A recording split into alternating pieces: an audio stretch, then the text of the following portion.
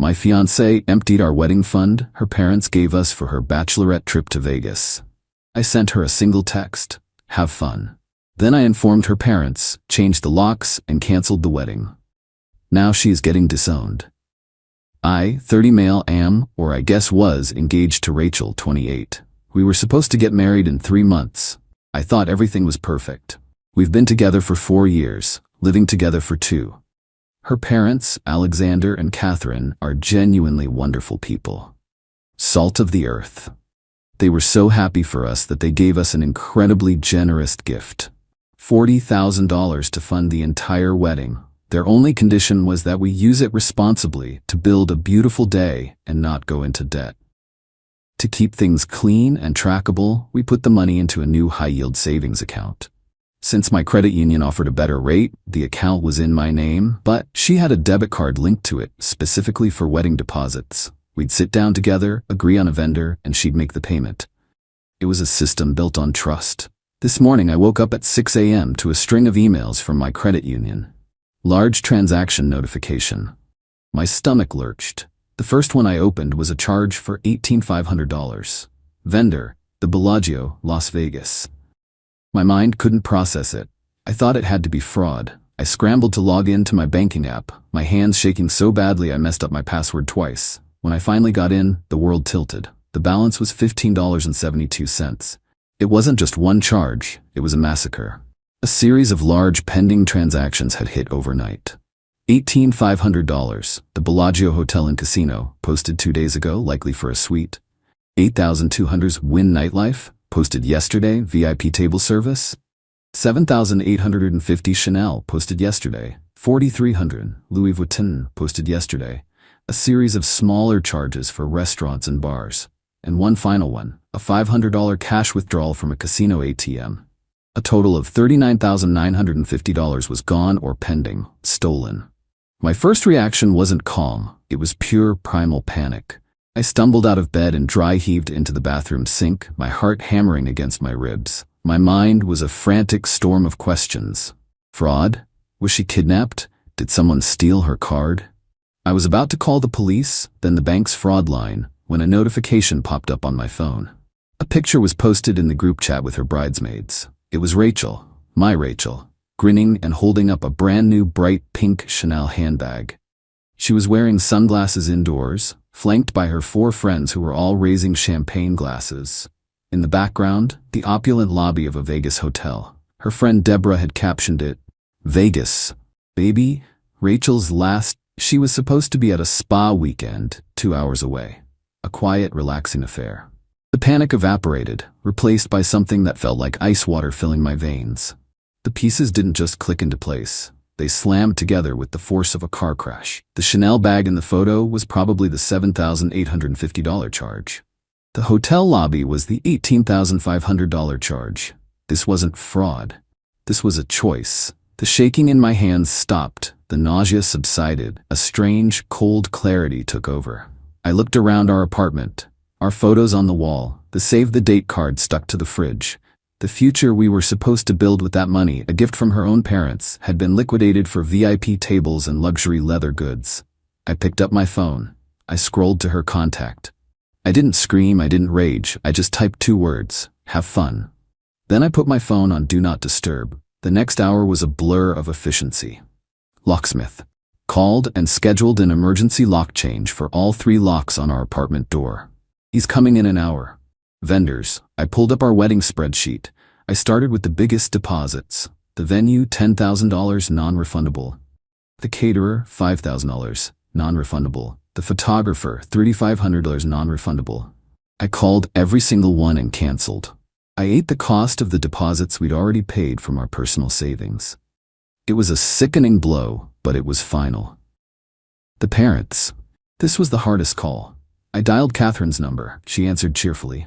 "Patrick, how are my favorite lovebirds?" I took a deep breath. "Catherine, I have to tell you something, and there's no easy way to say it." I explained it all, calmly, factually. I told her about the bank account, the charges, the Vegas picture. I could hear Alexander get on the extension. There was a long, stunned silence. "Are you sure?" Catherine finally whispered. "Maybe her card was cloned?" The photo shows her holding a new Chanel bag, Catherine, I said, my voice flat. It was posted by her friend an hour ago. I heard a sharp intake of breath. Alexander's voice came on the line, low and tight. Patrick, let us talk to her. We'll call you back. Just sit tight. Don't do anything rash. I told them it was too late, that I'd already started canceling the wedding. There was another heavy silence. I understand, Alexander said finally. We are so sorry. We'll handle this. Now I'm just sitting here. The locksmith just left. The wedding is gone. The woman I was going to marry is 2,000 miles away, living it up on the ashes of our future. I've packed a small bag of her immediate essentials, toiletries, a few changes of clothes, her laptop.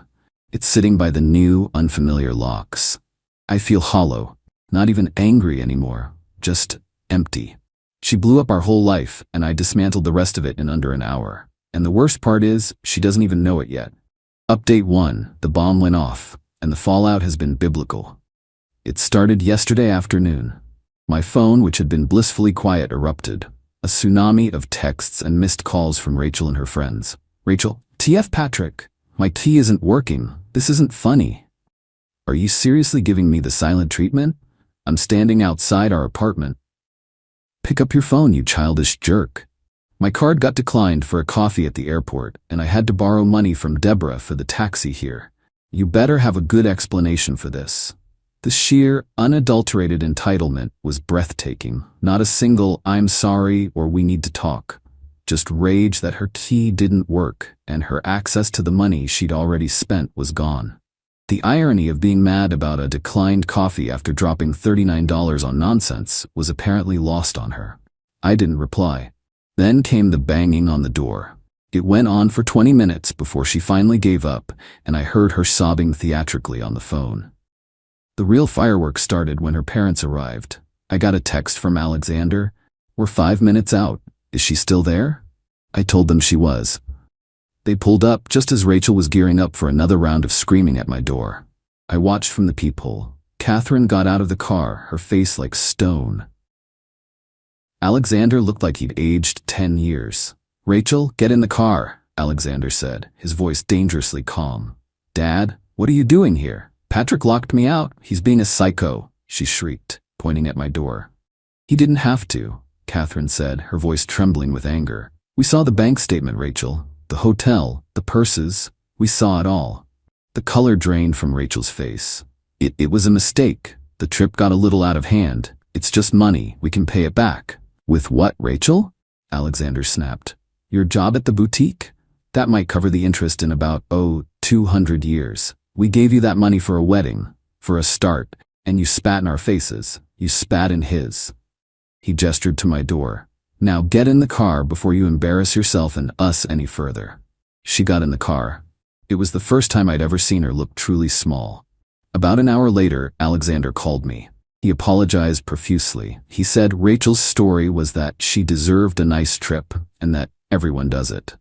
She genuinely believed that she was entitled to the money and that I and they were overreacting.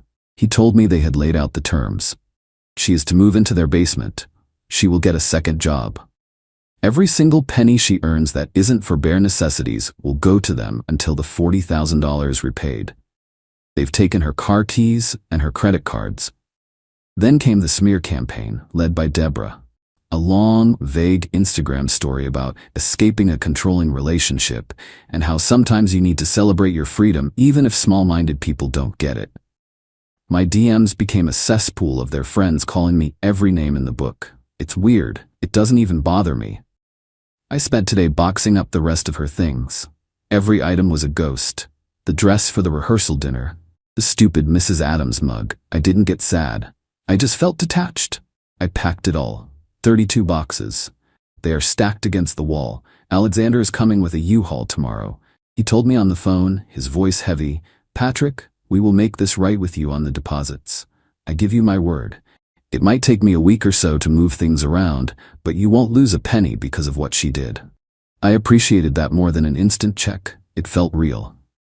Update 2. I thought the worst was over. I was wrong. The last 2 weeks have been an education in just how deep entitlement runs when it's enabled by a pack of fools.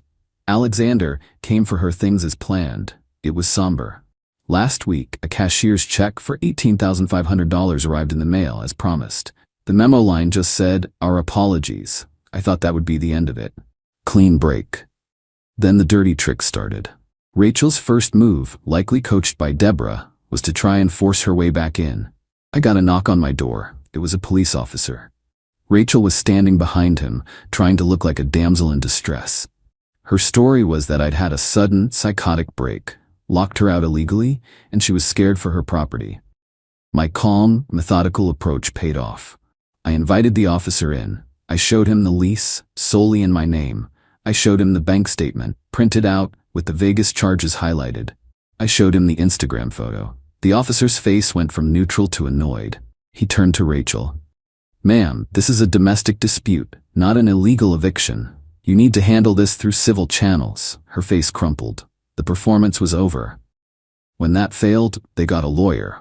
Or rather, Deborah's father, who is a lawyer. I received a formal, threatening letter.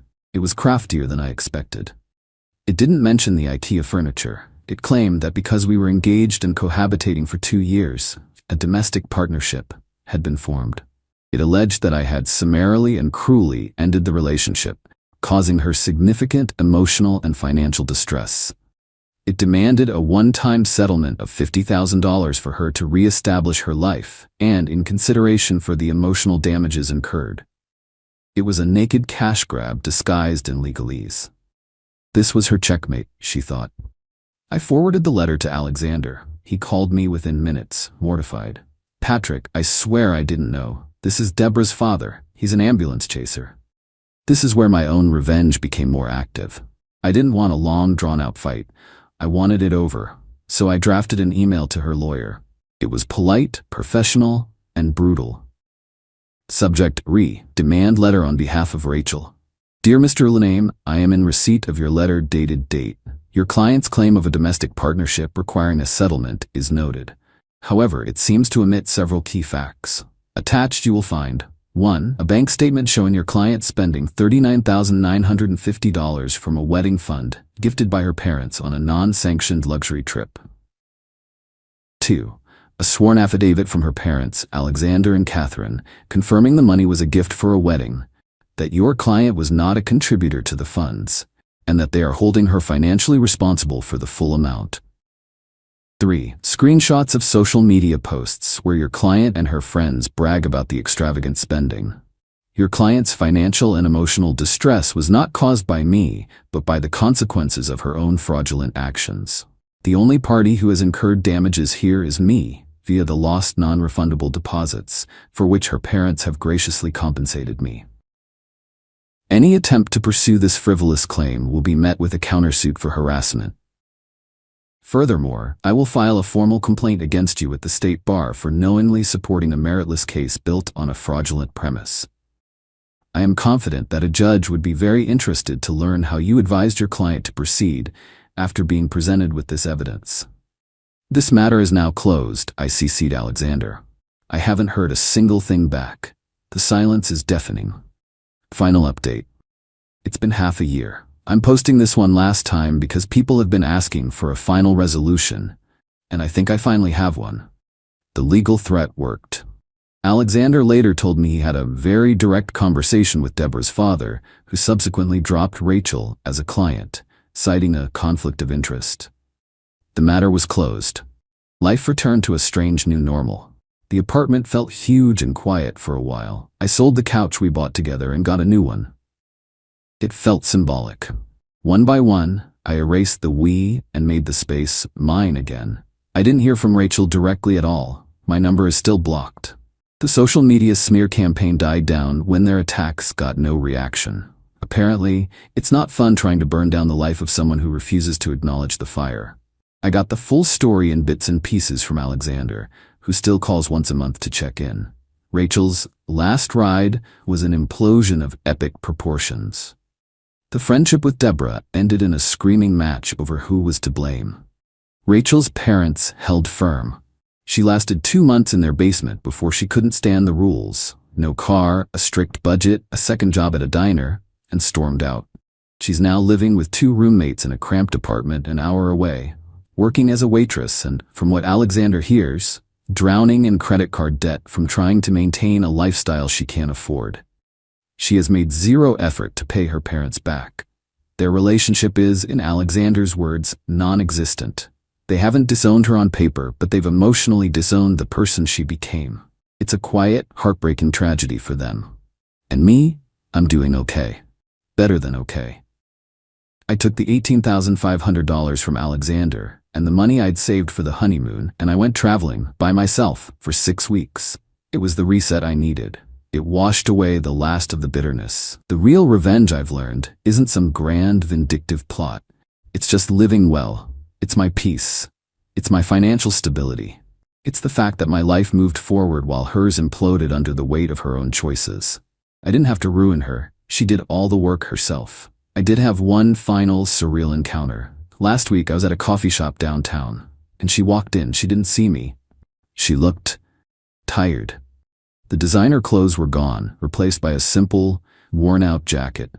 She looked like just another person trying to get through her day. She ordered a black coffee and fumbled with crumpled bills from her pocket. She wasn't a monster. She wasn't a villain from a movie. She was just a woman who made a series of spectacularly selfish choices and was now living with the mundane, grinding consequences. I watched her for a moment, and instead of anger, I felt a faint, distant pity. Then I finished my coffee and walked out. I didn't look back. I still have one artifact from that whole mess. Tucked away in my filing cabinet is the original bank statement. It doesn't show simple cash withdrawals. It shows the $40,000 deposit from Alexander and Catherine, a beacon of hope. And right below it, the itemized list of luxuries. The Bellagio, Wynn Nightlife, Chanel, Louis Vuitton. It's a reminder that character is what you do when you think you have a consequence-free credit card. And a reminder that sometimes the most satisfying justice isn't a fiery explosion, but the cold, hard, silent math of a bank statement.